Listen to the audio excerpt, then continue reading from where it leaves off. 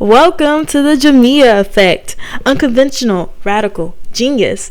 And today, guys, I want to talk about something that is very critical: governance within our own community. Now, Claude Anderson, in his book PowerNomics, emphasizes that we need to operate as a collective.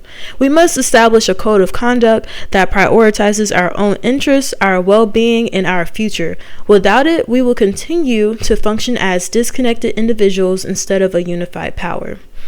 Also, what made me want to talk about this is because GRC stands for Governance, Risk, and Compliance.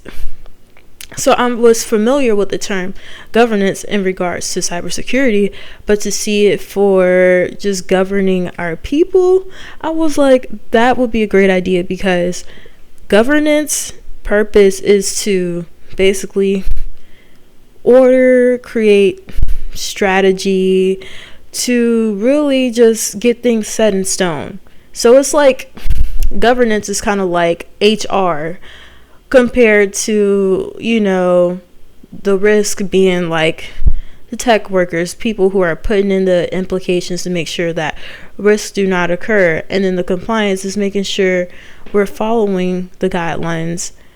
That also ties in with governance, because without compliance, there would not be any governance.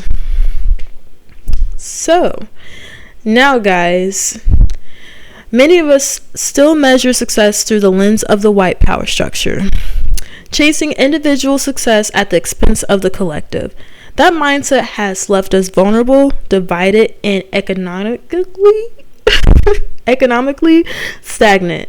It's time to shift. We must think as a group, protecting our community interests like every other empowered group in this country.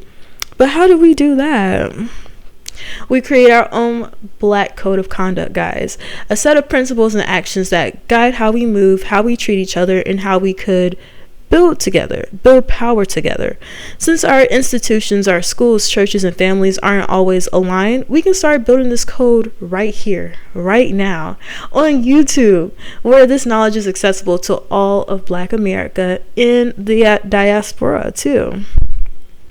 So let's break it down. What does a black code of conduct look like? Here are the foundational principles that I came up with. Respect yourself and your people. This is the first one. Carry yourself with dignity and demand it from others. No self-sabotage, no tearing each other down. 2.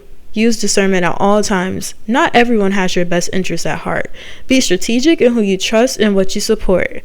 3. Put yourself and your community first.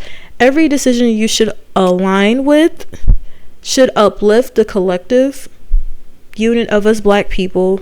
We shall not sell out, and we shall not undercut each other for personal gain. 4. We will not do harm to our community. Do no harm to your community. If it's unhealthy, unethical, or exploitative, it has no place in our community, period. 5. Handle disagreements with maturity. Internal conflict should be solved with intelligence, not ignorance. Public disrespect only weakens us. 6. Navigate with truth, not hate. Move in wisdom. We don't need to hate others to love ourselves, but we must be firm in protecting our own interests. And 7. Support those who need it. If you have the mental capacity or resources to uplift someone, do it. We rise together, or we don't rise at all. Now, a code of conduct is only as strong as the people who uphold it.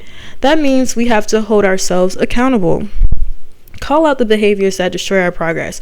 Promote those who are doing the work. Support content like this that spreads the message. Now, the conversation does not stop here, guys. Drop a comment below.